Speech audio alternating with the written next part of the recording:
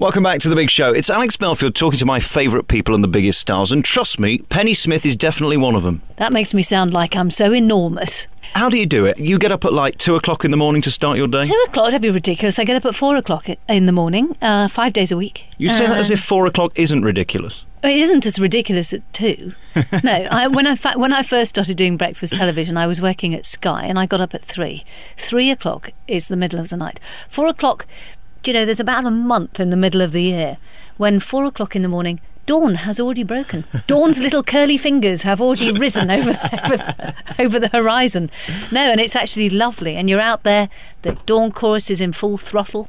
It's marvellous and everything's all right with the world. And the thing is, I've been in your dressing room and seen all your private bits. Not that I'm your stalker. When I say your private bits, I'm talking about the half-inch you've got at GMTV. It's not that glamorous, is it?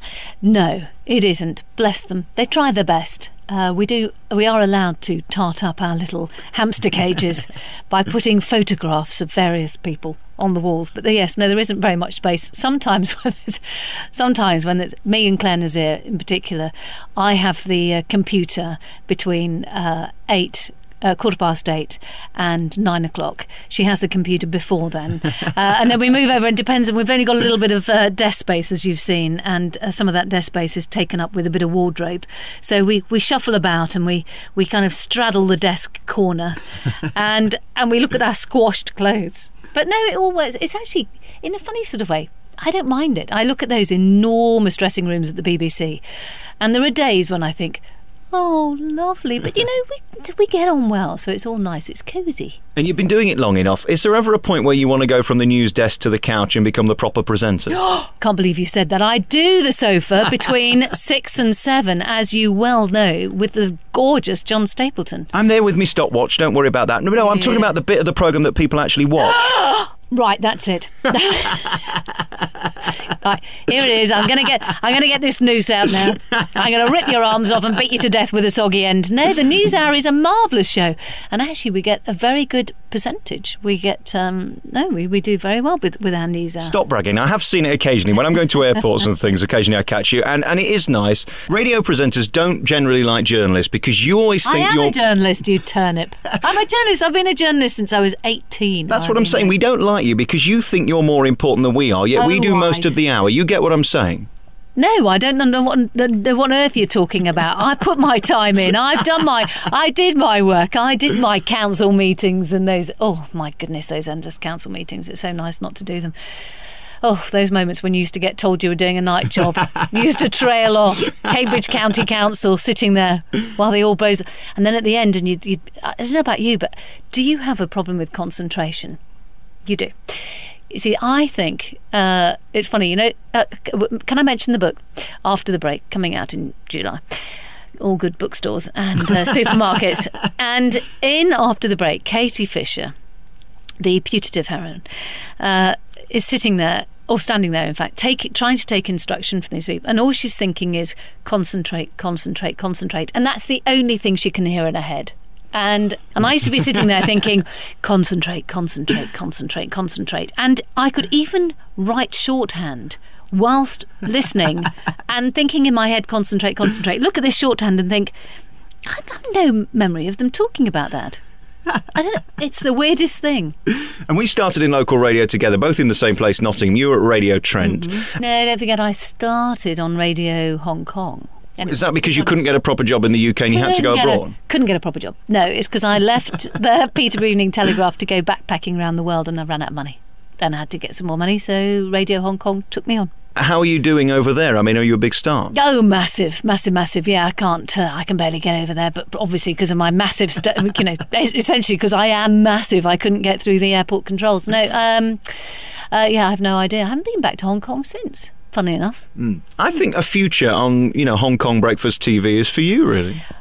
Oh, wouldn't that be fab? I'd quite like to do that. Awfully hot and sweaty in June and July, though.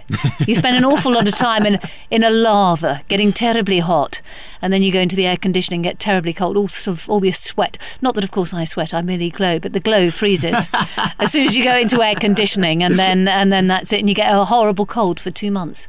I noticed the first thing you did when you came here was looked at me with discontent, as I understand most ladies do, and then you start playing with my air conditioning. What's wrong with it?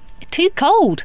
What do you like? It is too cold. Everywhere's too cold. I should really go and live in a very, very hot climate. I've had too many guests fall asleep because it's been too hot. I think that's the reason they've fallen asleep. We both know why they fall asleep. We're going to talk about your days on the radio in a bit, and you mentioned your book earlier, which I was going to get to. Don't think I won't give you a plug. Yep, thank you. It's called After the Break, and basically it seems to have a lot of similes, at least the first book did, with your life, which is based around TV. Did you say similes? Do you mean similarities?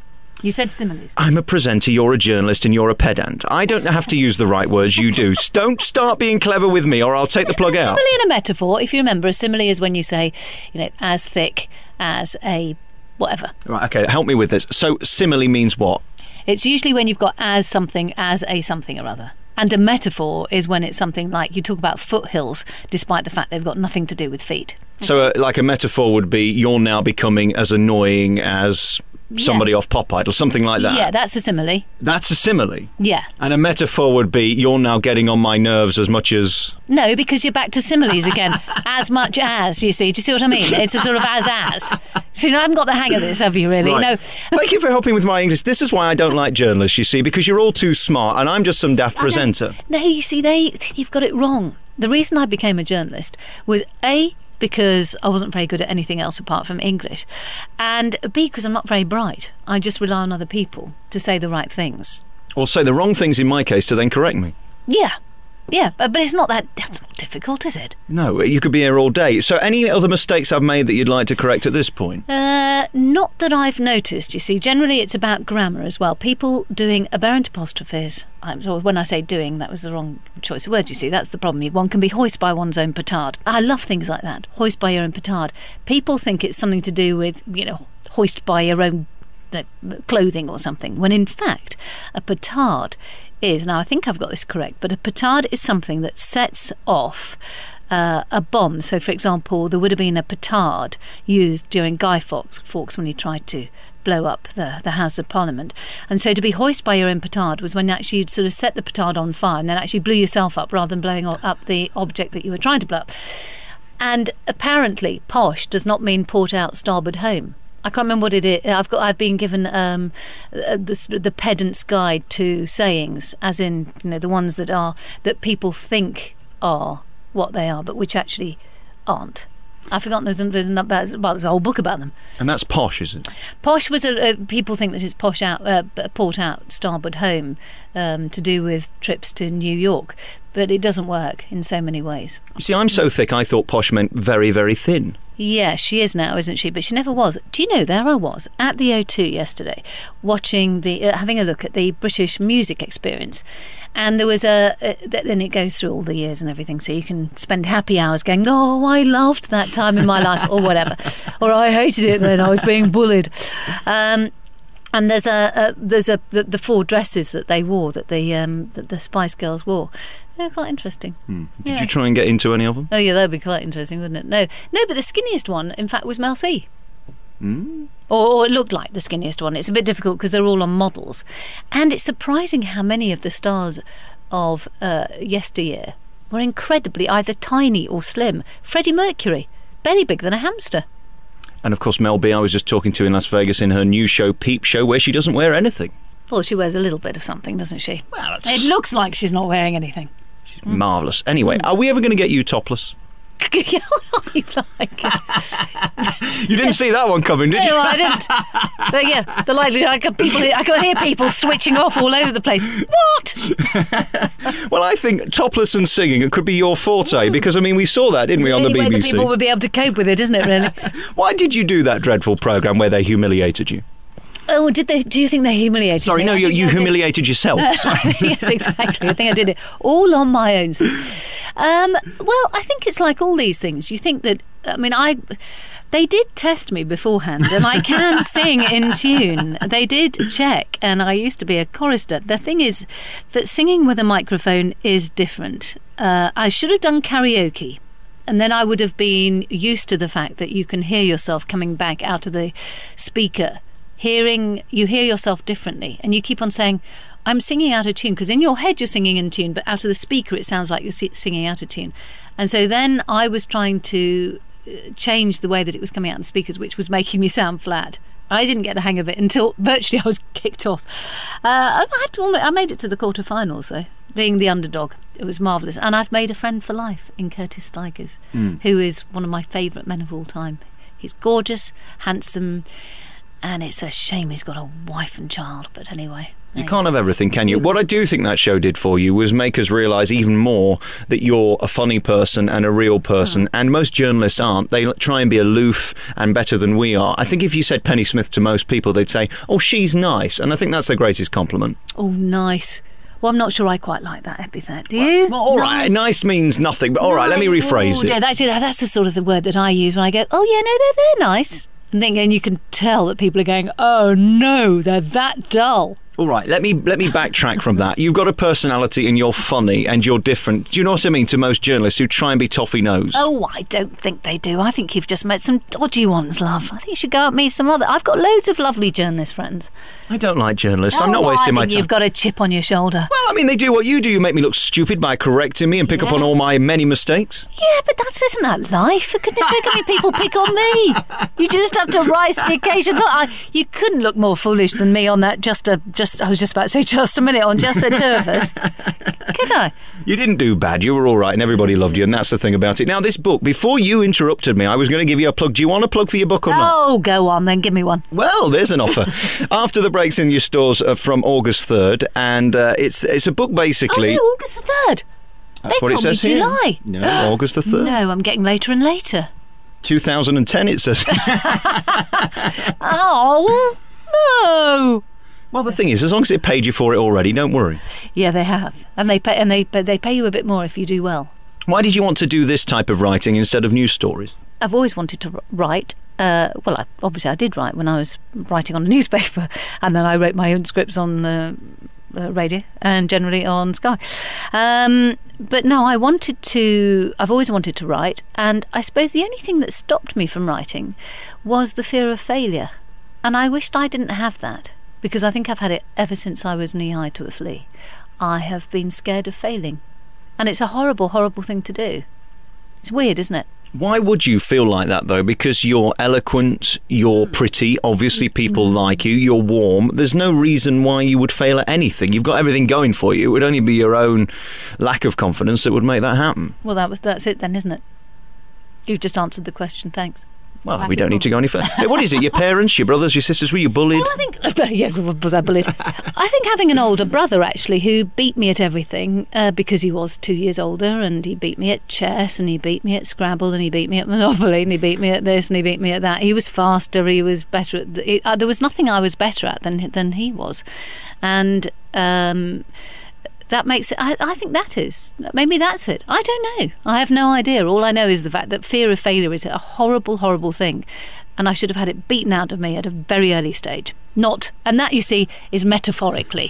I didn't want it... Okay, do you understand that? Metaphor. I didn't want it literally beaten out of me, because that would be really, really unkind. And it would have been painful. And similarly, I feel the same way. Similarly, as opposed to a simile. There you are. Did I get that right? Yes, you did, yeah. You said similarly, and earlier on you said simile. Now, I have a problem with the word necessarily. If I don't concentrate, I say necessarily. Every time. And I can hear myself saying it. And, of course, it doesn't look good, particularly if you try to do a serious interview. Yes, Minister, but that isn't necessarily true, is it? And you just see yourself saying it. What is your biggest cock-up, and what is the thing that if you could edit out of your past you would take away? I always like to make my guests feel good about themselves. Yeah, no, there's so many. I can't remember, just every single... I can't think of a day when I go, that was a perfect broadcast. Oh, God, I was good today. I never think that. I always think, why did I say that? Or, oof, that's so irritating. Why did I do that? Or I laughed in a place that was inappropriate, or I stumbled or stuttered, or, oof, generally, no. I've made it clear during this interview I don't like journalists, but I do have a lot of respect for TV news journalists because you've got so much going on. I mean, I'm just sat here looking at you, talking to you with no distraction, and I can barely cope. You've got the guys in your ear, you've got film that can go down, you've got guests that come in at the wrong time, you've got two presenters who are chit-chatting, a weather presenter who walks in front of you. There's so much to go wrong, and you're there, and you've got to deal with it. How do you do that? experience. I think right at the beginning, when you make all your serious cock-ups, you hope that you're doing it all on, I know this is going to sound awful, but you do it on local television. And we used to, and when I started in television, it was a border television, and so many things used to go wrong. The autocue used to go into Swahili. We used to things used to go wrong with such regularity that it's why to this day, even though autocue is generally much more tends not to do these weird things, generally things are much better. But it's why I always have my scripts, and I am obsessive about having my scripts in front of me and trying to get and also having the computer there just for backup, all my backup bits. It seems like at GMTV it's slightly easier to ad-lib if something goes wrong because that's the feel of the programme. Am I right in thinking that? Yes, you are. Yes, it's much easier to do that than... I do think sometimes you can watch people and you think, oh, that was a bit... that particularly wasn't a particularly... good way of getting out of things, but then but there's also, because we're 3.5 hours of live show, as you say, things go wrong. We've got lots of we have people all over the shop, we have, as you say, guests coming in and out all the time, and perhaps on other shows it's a little less, it's not quite as normal for things to go wrong. So therefore they don't have the practice, because that's the point. We have a lot of practice about things going wrong. We have a lot of times when we say we apologise for this, we're sorry about that, that was supposed to be this but it didn't turn out to be that, etc, etc, etc. Do you have any great desire to one day be the anchor of news at 10? Because you've got the look now. Let's face it, you've got to be quite good looking to be a TV presenter these days of news. I'm not getting the gig, am I? Oh, bless you, you're a very handsome man. I don't know whether... Have your listeners had a description of you? I don't think it's necessary. Well, it's kind of Brad Pitt, really, I'd say. It's Brad Pitt looking gorgeous in a really snappy suit, pink shirt, and a particularly attractive... What exactly is that? Is that some sort of codpiece? I don't know. Have you been to Specsavers recently? But I don't think there's anything wrong with... I think you should apply. Get on there and apply. I don't know if there's a vacancy, but get in there. I like personalities, and you're one of them. And you've got this new book, After the Break's in your stores, at some point between now and 2012. 2020, I think. I've just looked at it. 2020, or is that my eyesight? Doesn't make any difference. As long as you've been paid, that's the most important thing. No, it isn't. I want people to enjoy it. And there's a little bit of romance. I can see quite clearly that you haven't read the book. There are no thumbed pages. Nothing is turned down on the corners. Do you not like this sort of book? Yes, I do. It was interesting, but it's a girly book, and I'll be honest with you. If you want a good book, and the last one, I did read that, because I was meant to talk to you then. I think you turned me down because I wasn't important enough. No, snubbed you. Snubbed. Yep. Probably Suit yourself. You see, the thing is, I normally sleep at this time of day. You're lucky you've caught me on a day when I'm having lunch with the girlies. I won't be in a fit state later on. I did actually mention that to when I spoke earlier on, before we got on air, obviously. I said, I'm not doing the afternoon, love. I will have consumed a cocktail or two. So normally at this time of day, I'm sleeping. Where do we go? Somewhere showbiz, or are we more McDonald's? I'm afraid I don't do fast food, really. I can't remember the last time I ate a burger. That's why you're thin and gorgeous, you see. Thin. Oh, I love you. Oh, thin. Who's he talking to? No, I don't do fast food, and I don't know. I do go to places that you would consider to be celebrity. I have been to the Ivy, and I am going to Nobu today, but that's not my choice. And I was noticing that was in the top 10 restaurants in the world last week, wasn't it? Is it? I'm a bit worried about the bill. I'm going with girlies who got a lot more of the readies than me, and I'm a bit worried. I thought I might actually set out my stall beforehand and say, right, girlies, I am on a credit crunch at the moment. Generally, I eat baked potatoes with baked beans, and so stop ordering anything expensive. We're not having that, we're not having that, we're not having that. I can't imagine you'll get much change out of a couple of £100 for an afternoon's entertainment. Don't, honestly, that makes me feel a bit queasy when I could buy another couple of pairs of shoes for that. And if you're anything like me, you'll probably then need a sandwich afterwards as well. Oh, I hate places where I go out hungry. No, it's terrible, actually. I spend my entire time thinking, do you know what, I could have got a top for that. Yeah, I would almost exist entirely on soup, given my way. Soup and shoes. Soup and shoes, exactly. Soup, shoes and a top from Topshop. Listen, we better go because you've got friends to meet and I've got to sit here and think more about you. Penny Smith's new book, After the Break, is in your store some point this year. I think around August the 3rd. Yeah. Well, just go, keep going and asking. When's that book coming in? It's excellent. You're very talented and you're very good and you're very gorgeous. And thank you for being you, because we need more personality journalists who aren't annoying, and no more criticising me. I know I'm stupid and make mistakes, but it's not my fault. It was my education. I didn't criticise you. I didn't say you were stupid. Why do you think you're stupid? No backtracking. I think you need to go and I think you need help. Stop backtracking. You were the one who criticised. I didn't criticise. And you're not even aware you criticised. I didn't even say you were thick. I just said I don't think you're aware of the fact that you just said similarly instead of similarly. Listen, I'd want people to say, did you know that you said necessarily? Oh, and also... Oh, no, it's okay. Come on, more of you, more of your mistakes. No, I was going to say... No, I used to mispronounce words. I still mispronounce words. I used to say naive instead of naive. My big one was saying ubiquitous. For years I said ubiquitous until somebody said, I presume you mean ubiquitous. And I said, oh, is that how you pronounce it? I didn't know. I heard a local radio DJ the other day talking about the epitome of something. Yes, the epitome. And what did somebody do the other day? And I went, and I said, you don't use... Oh, I know. Albeit. Instead of albeit. Things happen. And it's quite nice. And I used to think it was dishevelled instead of dishevelled. I mean, what's wrong with that? Distaste. You don't say, you don't suddenly change it just because it's got an H after it. Loads of words. It's fine. Go and have something to eat with your friends. Thank you for talking to me. You're delicious. I call them frines. Brilliant. Thank you very much. Could you do a quick jingle? I'm Penny Smith listening to Alex Belfield. Okay. He's got big man boobs or something. Okay. I'm Penny Smith listening to Alex Belfield. Yes, the Alex Belfield. Oh.